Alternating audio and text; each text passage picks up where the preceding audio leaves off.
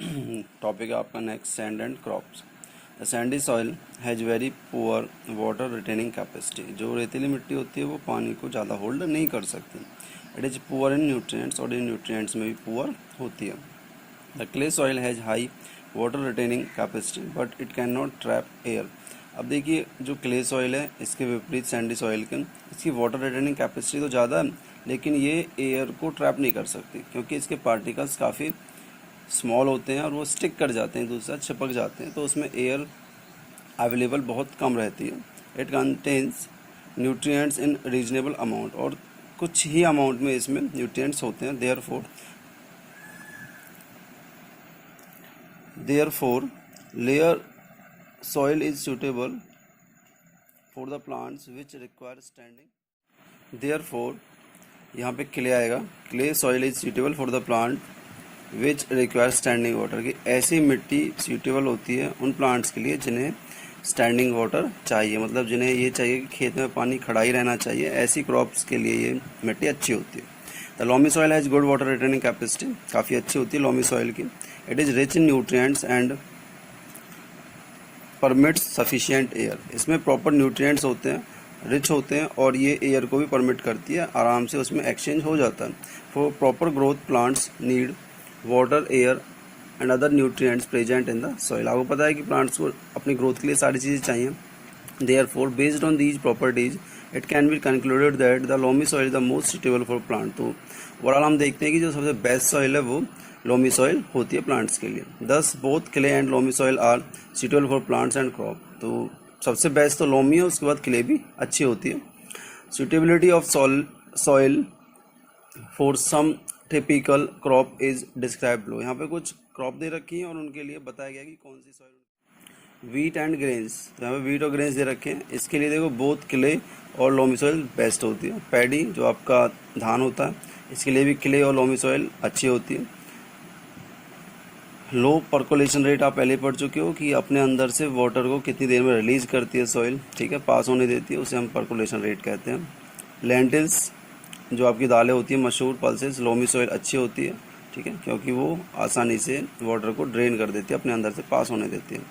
Cotton, इसके लिए Sandy और लोमी या फिर लोमी सॉइल बेस्ट होती है, क्योंकि सॉइल के पास वाटर को ड्रेन करने की क्षमता होती है और वो काफ़ी सारा अमाउंट ऑफ एयर होल्ड कर सकती है। नेक्स्ट टॉपिक है soil erosion. Soil is an important natural resources necessary for the sustenance of life on the earth. आप सभी जानते हो कि नेचुरल रिसोर्सेज बहुत ही महत्वपूर्ण है ये, और लाइफ को बनाए रखने के लिए अर्थ पर काफ़ी ज़रूरी है। However it is under tremendous pressure from the human being. फिर भी देखो इसके ऊपर एक अनावश्यक प्रेशर लगाया जा रहा है इंसानों के द्वारा। The removal of land surface और top soil is known as soil erosion. तो जो लैंड सरफेस को हटा दिया जाता है या उसकी टॉप सॉइल को हटा दिया जाता है उसको हम सॉइल इरोजन कहते हैं। Soil erosion is a serious problem, काफ़ी ज़्यादा सीरियस प्रॉब्लम है ये, दैट फार्मर्स फेस टुडे, जो कि किसान हमारा आज फेस कर रहा है। Generally rate of removal of the fine particles from the surface is the same as the rate of formation of the soil. लेकिन जनरली क्या होता है कि rate of removal of fine particles, जो पार्टिकल्स किसी पर्टिकुलर रेट से वहाँ से हटाए जा रहे हैं और जिस रेट से वो बन रहे हैं ऑलमोस्ट वो सेम होता है। Sometimes there may be a disturbance in this balance, लेकिन कभी कभी इसमें डिस्टर्बेंस आ जाता है, यूजुअली मेड बाय मैन, और ये आता है इंसान के द्वारा, जबकि नेचर उसको अपना बैलेंस करती रहती है। Which may lead to a greater rate of removal of soil, जैसे कि काफ़ी ज़्यादा मात्रा में मिट्टी हटाई जाती है। This results in an increase in soil erosion, इससे क्या होता है, सॉइल इरोजन बढ़ जाता है। The main agents of soil erosion, तो जो सॉइल इरोजन करते हैं वो एजेंट्स कौन से हैं, विंड एंड वाटर और rain. There are several factors which allow water and wind to cause soil erosion, these are as follow. लेकिन जो ये विंड और वाटर है इनको भी बढ़ावा देने के लिए कुछ फैक्टर्स हैं, जैसे कि डिफोरेस्टेशन। यदि आप वेजिटेशन को हटा देंगे, पेड़ पौधों को काटेंगे, एल रिमूवल करेंगे या कटिंग ऑफ ट्री करेंगे, तो इससे क्या होता है कि वाटर आसानी से सॉइल के ऊपर फ्लो कर पाता है, जिससे कि वहाँ पे सॉइल इरोजन हो जाता है। Due to increasing population of human, ज़्यादा ह्यूमन की पॉपुलेशन बढ़ने की वजह से land is required for agriculture. देखो अब लैंड चाहिए एग्रीकल्चर के लिए, कंस्ट्रक्शन के लिए चाहिए, बिल्डिंग रोड ये सब बनाने के लिए चाहिए। So water does not seep down in the soil due to deforestation. अब डिफोरेस्टेशन की वजह से पानी क्या होता है, सॉइल के अंदर रिसता नहीं है, सीप नहीं करता। The soil particles are carried away by water, तो वो वाटर क्या करता है, वो उन सॉइल पार्टिकल्स को कैरिड अवे मीन्स अपने साथ दूर ले जाता है। This problem is a serious on steep slopes, ये वहाँ पे ज़्यादा होती है जहाँ पे स्लोप्स का एरिया पाया जाता है, ऊंची नीची जो पहाड़िया टाइप की जगह होती है वहाँ पे होता है। The water carries soil particles into the river, और ये जो वाटर है ये इन सॉइल पार्टिकल्स को रिवर में ले जाता है, which get choked with silt, जो कि सिल्ट जो थोड़े से बड़े साइज के पत्थर होते हैं या कंकड़ होते हैं उनके साथ ही चॉक कर जाते हैं, इकट्ठे हो जाते हैं। The net result is the flood, तो ये नेट रिजल्ट होता है फ्लड का, मीन्स इन पार्टिकल्स को अपने साथ जोड़ लेना सिल्ट के द्वारा और रिवर में पहुंचा देना। Since deforestation makes the land barren, और इससे क्या होता है कि जो भूमि है वो बैरन अनफर्टिलाइज हो जाती है। Since deforestation makes the land barren, और इससे क्या होता है डिफोरेस्टेशन से जो आपका लैंड है वो अपनी उपजाऊ शक्ति को खो देता है, वो बंजर हो जाता है। Wind erosion too takes place, और यहाँ पे हवा के द्वारा एरोजन भी होता है। The root system of the plants bind the soil together as well as act as a channel for water to percolate down, thereby preventing erosion. देखो क्या होता है, जब प्लांट्स वहाँ पे होते हैं तो उनका जो रूट सिस्टम होता है वो सॉइल पार्टिकल को एक साथ बांध के रखता है। इससे क्या होता है कि एक चैनल बन जाता है जिससे कि पानी परकोलेट डाउन मीन्स ज़मीन में अंदर जाता है और प्रिवेंट कर देता है वो इरोजन को। और जब रूट सिस्टम नहीं होता, प्लांट्स नहीं होते, तो फिर सॉइल इरोजन होता रहता है। नेक्स्ट इसका factor over grazing. When cattle are allowed to graze on a same land for a long period of time, जब ज़्यादा समय तक एक ही एरिया पे जो कैटल होते हैं वो ग्रेज करते रहते हैं, चढ़ते रहते हैं, वहाँ से घास खाते रहते हैं, they eat up most of the plants, वो ज़्यादा प्लांट्स को खा जाते हैं of that land. This removes the vegetation cover from the top soil, और इससे क्या होता है जो टॉप सॉइल के ऊपर जो भी वेजिटेशन थी मीन जो भी छोटे मोटे वहाँ पे पेड़ पौधे टाइप या झाड़ियाँ थी वो हट जाती हैं। This bare top soil can be carried away easily by rain, और ये जो टॉप सॉइल है, ठीक है जी, इसको आसानी से जो एयर या फिर जो रेन होती है वो अपने साथ ले जाती है उड़ा के, लीडिंग टू सॉइल इरोजन। इससे क्या हो जाता है, सॉइल इरोजन हो जाता है, भूमि कटाव इसे हम कहते हैं। एक्सेसिव प्लगिंग ऑफ फील्ड, ज़्यादा खेत को जोतने से। ए फार्मर प्लग और टिल देयर फील्ड्स एक्सेसिवली, यदि कोई किसान अपने खेत को ज़्यादा प्लग करता है, ज़्यादा जोतता है, ठीक है, तो इससे क्या होता है soil in the field become loose, तो उसकी जो मिट्टी होती है खेत की वो लूज हो जाती है, हल्की हो जाती है। और it can be easily eroded by rain, और ये आसानी से रेन के द्वारा या फिर स्ट्रॉन्ग विंड के द्वारा वहाँ से इरोड कर दी जाती है, वहाँ से हटा दी जाती है, जिससे सॉइल इरोजन हो जाता है। फ्लड्स एंड हैवी रेनफॉल, देखो बाढ़ आने से या ज़्यादा बारिश से, floods and heavy rainfall cause a lot of damage to the soil. Flood और हैवी रेनफॉल से भी सॉइल को काफ़ी ज़्यादा डैमेज होता है, specially where there are no tree, और वहाँ ज़्यादा होता है जहाँ पे ट्री नहीं होते। The land is lying barren, और जहाँ पे मिट्टी बैरन पड़ी होती है, ठीक है जी, वहाँ पे मिट्टी आप कह सकते हो उपजाऊ नहीं होती, बंजर पड़ी रहती है। नेक्स्ट है फॉरेस्ट फायर। अब जंगलों में आग लगने से, forest fire too cause soil erosion, इससे भी सॉइल इरोजन होता है। After fire the soil is expose to water and wind causing soil erosion, जब आग लगने के बाद क्या होता है जो मिट्टी वहाँ पे होती है वो डायरेक्टली वाटर और विंड के टच में आ जाती है और सॉइल इरोजन हो जाता है। Next prevention of soil erosion, आप कैसे रोक सकते हैं soil erosion? Can be prevented by the following methods, इन मेथड से आपने रोक सकते हैं। फर्स्ट है afforestation, second terrace farming, third crop rotation, fourth restricted overgrazing, fifth constructing bunds, six आपका फ्लड कंट्रोल, और नेक्स्ट आपका प्रॉपर ड्रेनेज और इरिगेशन अरेंजमेंट। देखिए फर्स्ट देखो एफोरेस्टेशन होता है दोबारा से पेड़ पौधे लगाना। The process of planting trees in a large number of deforested area is called afforestation, जहाँ पे ऑलरेडी पेड़ कट चुके हैं वहाँ पे बहुत सारे नंबर में पेड़ लगाना, इसको हम एफोरेस्टेशन कहते हैं। The process of afforestation should be undertaken not only in areas already cut, ये सिर्फ वहीं पे नहीं होना चाहिए जहाँ पे पेड़ पहले कट चुके हैं, but additional areas should be brought under plantation, लेकिन इसके साथ साथ कुछ एडिशनल एरिया भी आपको इसके अंडर लेने चाहिए। Trees and grasses hold the soil in place, जो ट्री और ग्रास होती है वो मिट्टी को उसी जगह पर रोक के रखती है। To reduce the effect of strong wind in the field, अपने खेत में विंड के जो बहुत तेज़ हवा आती है उसके असर को कम करने के लिए the boundaries of the field should be planted with trees, हमें उसकी बाउंड्रीज पे पेड़ पौधे लगा देने चाहिए इन 2 और 3 रोज, 2 या 3 लाइनों में। यदि कोई किसान अपने खेत को ज़्यादा प्लग करता है, ज़्यादा जोतता है, ठीक है, तो इससे क्या होता है, soil in the field become loose, तो उसकी जो मिट्टी होती है खेत की वो लूज हो जाती है, हल्की हो जाती है, और it can be easily eroded by rain, और ये आसानी से रेन के द्वारा या फिर स्ट्रॉन्ग विंड के द्वारा वहाँ से एरोड कर दी जाती है, वहाँ से हटा दी जाती है, जिससे सॉइल इरोजन हो जाता है। फ्लड्स एंड हैवी रेनफॉल, देखो बाढ़ आने से या ज़्यादा बारिश से, floods and heavy rainfall cause a lot of damage to the soil. Flood और हैवी रेनफॉल से भी सॉइल को काफ़ी ज़्यादा डैमेज होता है, specially where there are no tree, और वहाँ ज़्यादा होता है जहाँ पे ट्री नहीं होते, and the land is lying barren, और जहाँ पे मिट्टी बैरन पड़ी होती है, ठीक है जी, वहाँ पे मिट्टी आप कह सकते हो उपजाऊ नहीं होती, बंजर पड़ी रहती है। नेक्स्ट है फॉरेस्ट फायर, अब जंगलों में आग लगने से, forest fire too cause soil erosion, इससे भी सॉइल इरोजन होता है।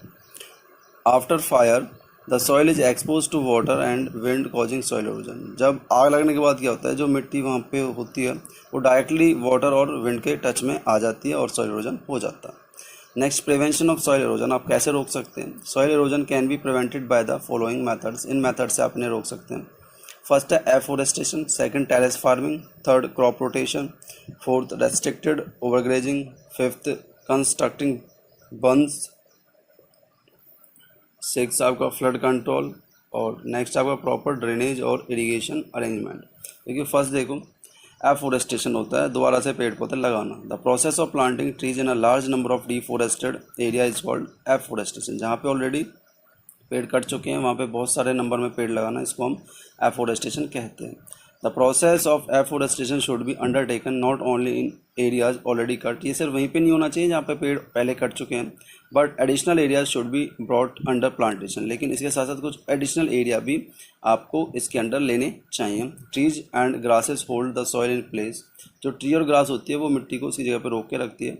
To reduce the effect of strong wind in the field, अपने खेत में विंड के जो बहुत तेज़ हवा आती है उसके असर को कम करने के लिए the boundaries of the field should be planted with trees, हमें उसकी बाउंड्रीज पे पेड़ पौधे लगा देने चाहिए इन 2 और 3 रोज, 2 या 3 लाइनों में। It is a method of farming adopted in hilly areas, ये एक ऐसा मेथड है जो कि अपनाया गया है हिली एरियाज में, जो पर्वत या पहाड़ी वाला क्षेत्र था वहाँ पे। In this method of farming, इस तरीके में जो खेती का है, suitable crops are grown on sloping ground which is cut into large steps called terrace।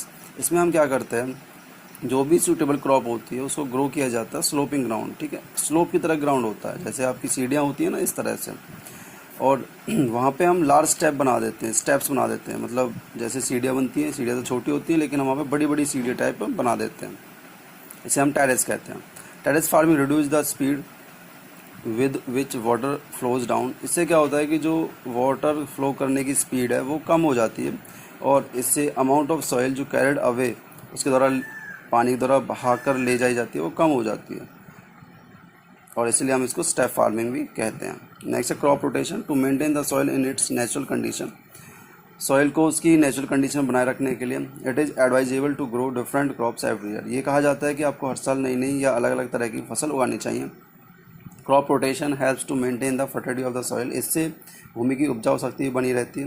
The water holding capacity of the soil is also maintain by this method, इससे water holding capacity भी maintain रहती है। Next, restricted overgrazing, अब आपको limited करना है overgrazing को।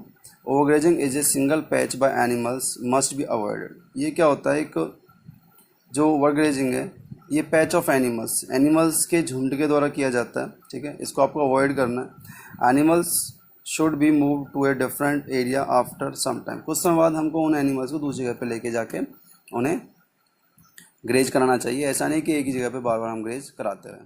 Constructing बंस, अब आपको एम्बैंकमेंट और मड वॉल्स, ठीक है, आपको बनानी चाहिए अराउंड हिल स्लोप, जहाँ पे हिल का स्लोप होता है, ठीक है, झुकाव होता है जहाँ पे, या हिल जहाँ पे एंड हो रही होती है, और फील्ड या फिर खेत में टू स्टॉप वाटर फ्लो, जिससे कि वाटर फ्लो रुक जाए, जैसे हमारे खेतों में एंड होती है ना, वही चीज़ें। नेक्स्ट है flood control, flood can be control to a large extent by building dams, ठीक है जी, बड़े एरिया पे बंध बना के या डैम बना के, बांध बना के, ठीक है, आप फ्लड को कंट्रोल कर सकते हैं। Proper drainage and irrigation arrangement, जो ड्रेनेज सिस्टम है उसको प्रॉपर होना चाहिए, मीन्स पासिंग ऑफ वाटर, जैसे गांव में पानी भर गया नालियों में से तो वो प्रॉपर उनके लिए बाहर जाने का रास्ता होना चाहिए पानी के लिए, ठीक है जी, ये होना चाहिए। एंड इरिगेशन अरेंजमेंट, और उस पानी से इरिगेशन में भी यूज कर सकें इस तरह का कोई प्लान होना चाहिए। शुड बी मेड, ये बनना चाहिए इन अ फील्ड, खेतों में, टू कंट्रोल सॉइल इरोजन, जिससे कि सॉइल इरोजन बच सके। नेक्स्ट है soil pollution, the excess of fertiliser, insecticides, herbicides, weedicides, industrial waste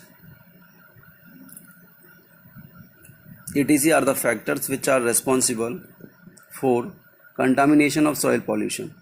तो आप देखिए जब ज़्यादा हम फर्टिलाइजर्स का यूज़ करते हैं या इंसेक्टिसाइड्स, कीड़े मकोड़े मारने की जो दवा होती है, हर्बिसाइड्स जो आपके हर्ब्स होती हैं, ठीक है, जो खेतों में आपकी वीड्स हो जाती है, खरपतवार होती है, उसको हटाने के लिए, ठीक है, ये वीडिसाइड्स आ गई, हर्ब्स छोटी मोटी झाड़ियाँ टाइप होती है।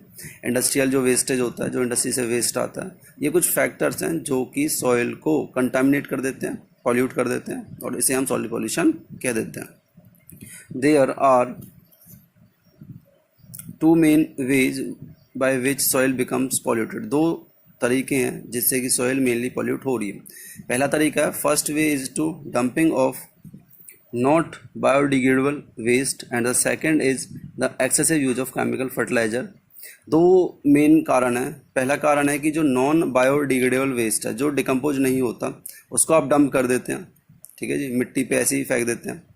दूसरा, ज़्यादा अमाउंट में हम केमिकल फर्टिलाइजर्स, इंसेक्टिसाइड्स, पेस्टिसाइड्स, ठीक है जी, ये हम यूज करते हैं, और ये भी जो केमिकल पेस्टिसाइड्स होते हैं नॉन बायोडिग्रेडेबल होते हैं। दे एक्यूमुलेट इन द सॉइल, वो मिट्टी या वाटर बॉडीज में एक्यूमुलेट हो जाते हैं, are taken up by the living organisms, और लिविंग ऑर्गेनिजम्स के द्वारा ले लिए जाते हैं, अलॉन्ग विद फूड, उनके खाने के साथ, and then accumulate in the tissue of these organism, और इन ऑर्गेनिज्म की टिश्यू में जाकर वो इकट्ठे हो जाते हैं।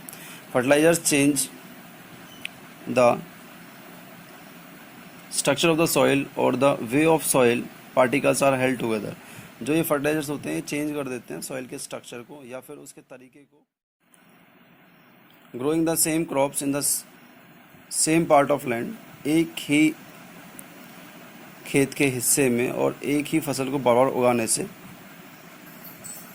सीजन आफ्टर सीजन, मीन्स लगातार जो आपके सीजन आ रहे हैं उनमें, मेक द सॉइल, इससे आपकी मिट्टी हो जाती है डेफिशिएंट, उसमें कमी आ जाती है इन न्यूट्रिएंट्स में, पोषक तत्वों में। Soil pollution affects agriculture production by affecting the yield of agriculture crops. तो जो सॉइल पॉल्यूशन होता है ये अफेक्ट करता है, प्रभावित करता है एग्रीकल्चर प्रोडक्शन को, उस हमारी पैदावार को, और इससे क्या होता है, इससे आपकी जो यील्ड होती है, ठीक है, जो आपकी उपज होती है, उसकी मात्रा होती है, वो भी अफेक्ट हो जाती है।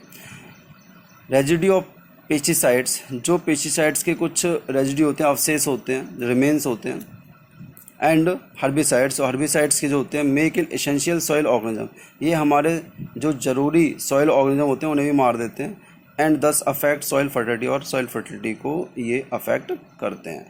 इसलिए हमें इन प्रॉपर जो भी अरेंजमेंट यहाँ पे बताए गए हैं इनको ध्यान में रखते हुए अपनी खेती बाड़ी करनी चाहिए, और एक्सेसिव यूज नहीं करनी चाहिए केमिकल पेस्टिसाइड्स या हर्बिसाइड्स का। Thank you.